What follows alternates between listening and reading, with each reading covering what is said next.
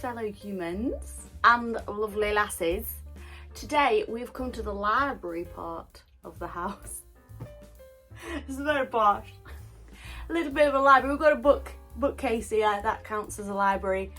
We've got our tartan carpet, we're getting all cosy. It's a bit of a wet and windy weekend this weekend, so we've got this nice cosy nook to discuss the book that I'm looking at this week, The Glucose Goddess Method. Now, I've spoken about this in my video, so I thought I will give you a brief rundown about what this book's about and tell you what I think about the book and anything that I've tried from the book. And then you can make a judgment to whether you think you may also like this book. So I've got my tea, I've got my Good Earth orange tea. How pretty does it look? I mean, look at that ombre effect we've got going on there. Before we get going, I'm going to say this book may not be for you at all. These are just my opinions. This is just what I think of the book. I'm not saying that it will do for you, you know, each to their own. Everything that I say, like I say, is my own opinion, and there are a lot of things in this book and a lot of research and facts that are quite extreme. In some parts of it, they're pushing the extreme for shock value almost, I would say. It entices more people that way. So just bear that in mind. Yeah, take some things with a pinch of salt. I've taken it with a pinch of salt. I've incorporated some things from the book. I really do like the book. Some things I've left to the side, but that's what you've got to do. You've got to make it fit into your lifestyle. This isn't me, my lifestyle, doing the Glucose Goddess method. This is I have my life, and Glucose Goddess has to fit into my life. I'm already set with what I'm doing, so she's got to fit in with me. I'm the dominant partner in this relationship. So it says your 4-week guide to quitting cravings, getting your energy back and feeling amazing. And that's a bold statement right there, isn't it? The author of the book is Jessie Inchauspe, and she is a biochemist, a French biochemist. So that's what she does. She's also an author. I've seen her on a lot of interviews regarding glucose, this subject. So shall we begin? Let's get comfortable, guys. Get your legs crossed. I'm rocking about. Look at this. To begin, we have a quick introduction about what glucose is. Are you addicted to sugar? Do you get tired through the day? Questions like that.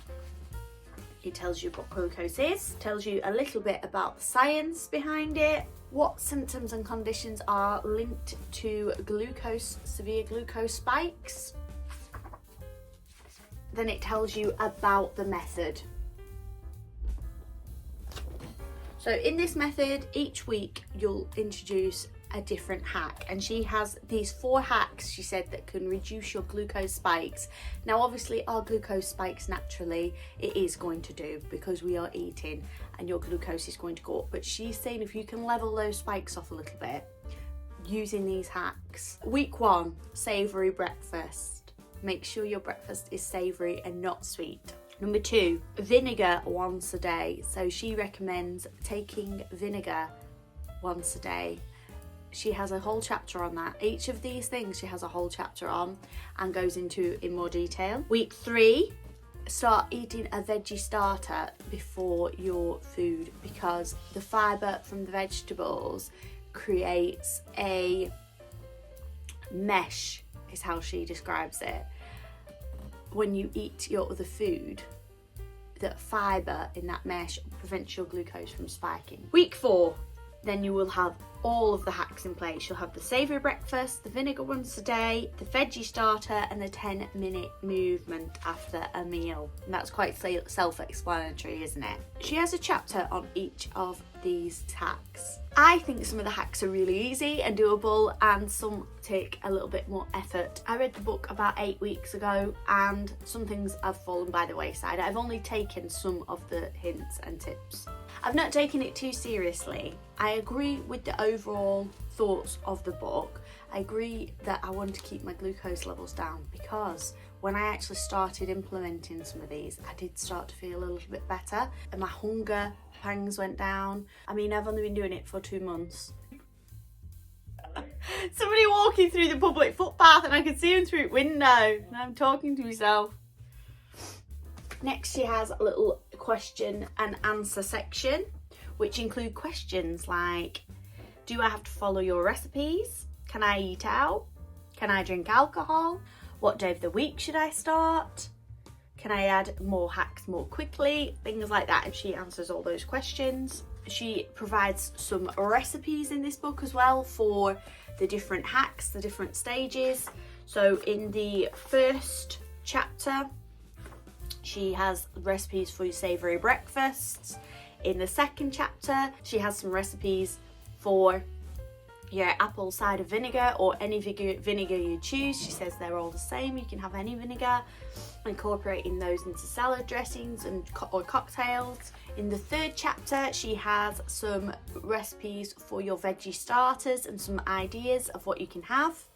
And in chapter 4, she shows you some movement and the different types of movement you could be doing after your meals.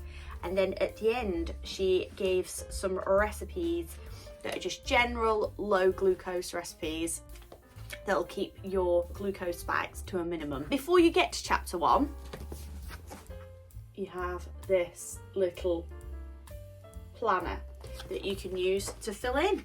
So it tells you, have you had your savoury breakfast? Have you had your vinegar once a day? How did you feel today? How strong were your cravings? How much energy did you have? And then any notes you want to write down. So that's also quite a helpful little bit if you are following this method. I haven't followed it to a T. I'll take a bit of that, I'll take a bit of that and see what fits. So that's what I've done. But this is one of the hacks that I have incorporated. So we're on to savoury breakfast, and this has been a bit of a game changer for me. Out of all the hacks, this is the one that has been the top of the pile. I think this one's the best one. Somebody said to me at Weight Watchers, who is eating a sweet breakfast? Me, for sure. I was having a sweet breakfast. I love a sweet breakfast. You could be having porridge with honey on. You could be having, if you're in a hotel and there's waffles and muffins and pastries available, I'd be having that. White toast is counted as a sweet breakfast because that carbohydrate turns into a sugar. I was having fruit for breakfast as well. At least half the time I was having a sweet breakfast. So I've swapped that now to savoury. If I want a fruit salad, say, or a shake that's going to be more sweet than savoury, or some porridge, I will swap that round with my lunch. So I'll have my lunch for my breakfast and my breakfast for my lunch. If I sat at my desk, I'll just eat my savoury stuff first. Objective for week 1, and it gives you a little bit of information about it. And I did find that. I found that I wasn't craving the sweet stuff as much. And also I wasn't craving food in general. I just wasn't as hungry. Make a savoury breakfast. Build it around protein. Make sure it contains fat. So those two things, they're going to keep you full as well. Contain fibre where possible. For it not to contain anything sweet except for whole fruit, and that should just be a flavouring, should that whole fruit. So it shouldn't be the main event, but you can add whole fruit to Greek yogurt, or if you're making those almond flour pancakes that I made a few weeks ago, you could add some blueberries to that. So it can have bread and potatoes, but that's for taste. That shouldn't be making up your main bit of breakfast. If you're having something like a piece of toast and then a topping, sourdough rye bread is the way that I have been going. I have chosen to have that, and it's delicious anyway, so that's fine for me. And she says, how do you know if you're doing it right? Because it'll keep you full for 4 hours. I have your savoury breakfast and then keep an eye on how long it's taking until you get hungry again, and it should be 4 hours. That's a game changer really, because sometimes you have your breakfast and then you're ravenous, aren't you? You're catching up all day. You're thinking, oh, I'll have a bit of lunch now. I don't eat too much. You've had a breakfast, and then you have a little bit and then you're still hungry, and And then you sort of get into that cycle where nothing's filling you up. Whereas you have something with protein and fat, which we know, don't we, that that's a good breakfast to keep us full. I've tried some of these recipes in this book as well, and I can attest to the fact that they do keep you full up. And she does say don't hesitate to eat more than you usually would at breakfast, so that you hit the full for 4 hours mark. I do quite like the approach that if you forget to do it, or you can't do it one day, or you don't want to do it one day, that's no problem. Don't worry about it. You know, it's life, isn't it? If you miss your sweet breakfast foods, you can still have them for the rest of the day. The best time is to have them as a dessert for after lunch or dinner. So you eat your lunch or dinner and then have that sweet thing that you would have for your breakfast. So then she's got some common questions which she answers in the book. And then we get onto the recipes. We're talking eggs, we're talking no spike granola, omelettes, quiche. I did make the quiche. Again, if you want to go to my previous video, I've got that. Oh, that avocado toast looks good because they've got cooked ham on there as well. If you would like fruit, you can have it if you pair it with something high fat, high protein, because that will stabilise your glucose levels. So she's put here apple with some clothes on, and it's apple, lemon, cheddar and walnuts. Peaches with clothes on. She says they're not naked, they've got clothes on when you're adding it with fat and protein. Avocado accident. She has got lots. You do end up buying the book, you'll have all your recipes there. I bought this book from Amazon. I think it's £12 at the moment. So then she gets onto the vinegar. Now this is one of the hacks that sometimes falls by, well, most of the time falls by the wayside. I don't have the vinegar every day. I sometimes have the vinegar.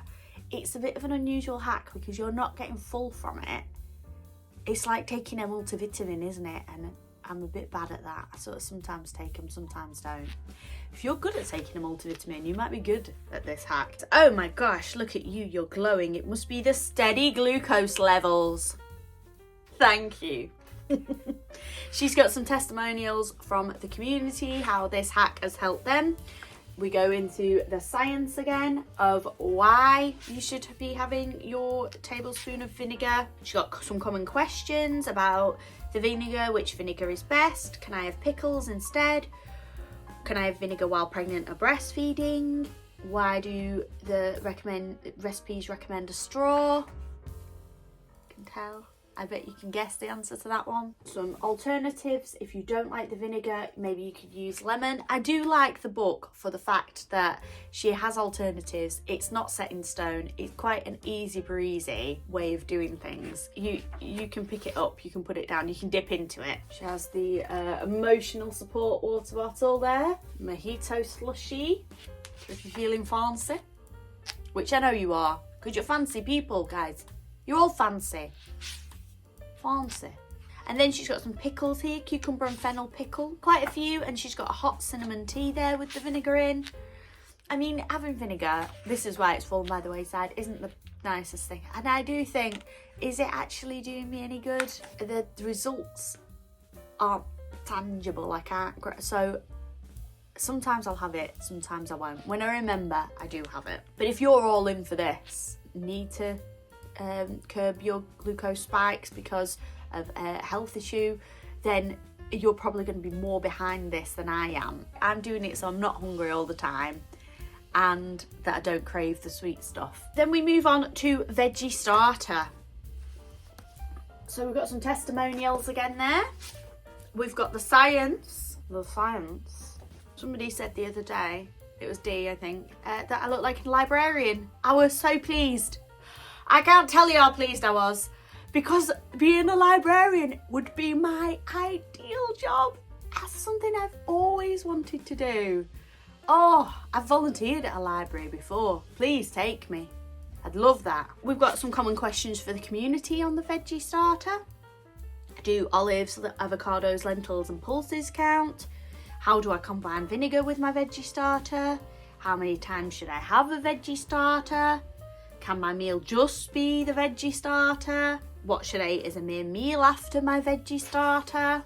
Many questions need answering, guys. As you would expect, some Veggie Starters. So we've got a cauliflower salad, miso spinach, peanut broccoli. All these are quick and easy to do. Then you don't even have to make a veggie starter. What you can be doing is just snacking on the veg that you're gonna have with your meal while you're making your meal.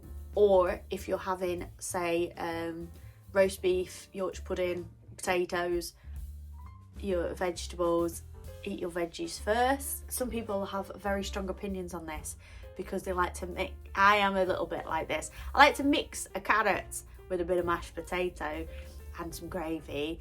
I like to mix it all up. Have a few. This is what I've been doing. Just have 6 or 7 carrots, and then have the rest of your carrots with your main meal, or you know what I mean, whatever vegetable you've got. You don't have to go all out and make a veggie starter. You could just eat your vegetables first, if that's possible. You've got to make it work for you guys. Even if you're incorporating some of these hacks some of the time, surely they're doing you some of the good. That's my opinion. We're all about the slapdash, aren't we? Squishy tomatoes. Then we are on to the final chapter, guys. Phew, I bet you're thinking phew. Come on now. Listen to you long enough, lady. We've got some movement. So again, same layout as before. We've got some testimonials, and then we have got the science with the obligatory graph. Then we've got some common questions from the community. What if I'm in the office and there's nowhere to walk? I go to the gym in the morning before breakfast. I'm already exercising a lot every day. Do I still need to do this hack? I cannot easily move. What should I do? Can I have my main course, then move while eating dessert? Can I move around while eating my ice cream cone? Yes, you can. Of course you can. Go to Blackpool front and eat your ice cream, walking along front. But be wary of those blasted seagulls. Ideas to complete the movement hack, and then she's put some ideas so you could stretch, you could walk while listening to a podcast. That's me. Walk on a treadmill, dance along to a YouTube video. That's me. Vacuum. Vacuuming. I've got a shark vacuum. Now, that's an heavy mofo. Can I say mofo? I can say mofo. It's my channel.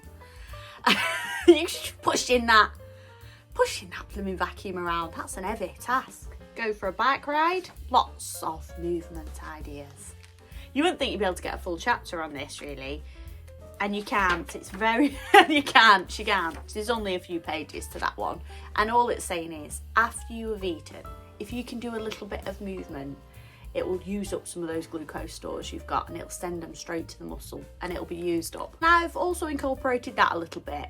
I eat my lunch at work and then I'll sort of look around. I'll think, oh, I'll just take recycling down to bins, or I'll just go downstairs to archives for something, and I'll save that task until after my lunch and then I'll go.